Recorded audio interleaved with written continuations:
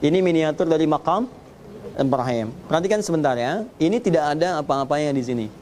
Nggak ada kaitan dengan sah tidaknya ritual tawaf. Ini penanda dua hal. Hal pertama, tanda bahwa di batas ini ada tapak kaki Nabi Ibrahim. Miniaturnya. Ini adalah posisi saat Nabi Ibrahim diperintahkan oleh Allah meninggikan bangunan Ka'bah. Di Ka'bah pernah hancur di masa Nabi Nuh, terkena banjir. Ya, banjir besar. Kemudian habis itu bagian atasnya.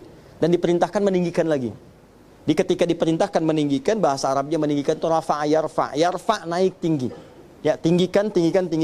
Maka turun Quran surah kedua Al-Baqarah ayat 127. Ya, untuk kemudian menyampaikan pesan itu. Pernah dikerjakan sebelumnya. Karena dari Nabi Muhammad ke Nabi Ibrahim 30 generasi. Saya pernah sampaikan dulu. Nah, peristiwa ini ribuan tahun sebelumnya sudah terjadi. Cuma diturunkan ayat untuk menginformasikan pada Nabi. Turun ayat Quran surah kedua ayat 127. Wa idh yarfa'u Ibrahimul qawa'ida minal bait.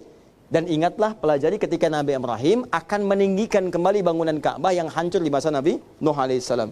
Jadi ketika beliau akan mulai mengangkat batu, tapak kaki pertamanya tepat di tapak kaki makam Ibrahim itu. Ya, akan mulai mengerjakannya.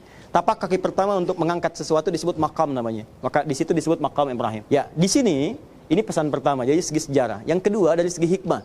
Rahasia ini, rahasia makam Ibrahim, kenapa Anda baca subhanallah, alhamdulillah, ya, kemudian dan seterusnya sampai la ilaha illallah Allahu akbar, kenapa dibaca cuma sampai sini? Rahasianya ada di Quran surah 19 Maryam ayat 49 sampai 50. Saya ulang, Quran surah ke-19 Maryam ayat 49 sampai ke-50. Secara singkat saja, secara singkat, Nabi Ibrahim itu diuji oleh Allah banyak. Ujian juga berlaku pada istri. Karena istri diponis oleh medis nggak mungkin punya keturunan. Akhirnya apa yang terjadi? Ini yang paling menarik. Nabi Ibrahim mempraktikkan 3 rumus yang diajarkan oleh Allah Subhanahu wa taala, dan rumus ini diajarkan kepada Nabi dan Nabi mengajarkan pada kita. 1, kalau Anda kerjakan 3 rumus ini, maka apapun yang Anda minta, bahkan kalau itu mustahil menurut manusia, itu akan dikabulkan oleh Allah. Kalau kita butuh. Rumus pertama, subhanallah. Rumus kedua, alhamdulillah. Rumus ketiga, la ilaha illallah, Allahu akbar. 3. Jadi begitu selesai Nabi Ibrahim dengan tadi, subhanallah, alhamdulillah, wa la ilaha illallah, Allahu akbar. Apa yang terjadi? Maka apa yang diminta Nabi Ibrahim seketika diberikan oleh Allah Subhanahu wa taala.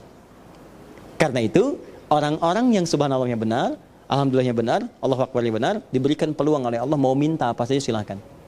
Bebas.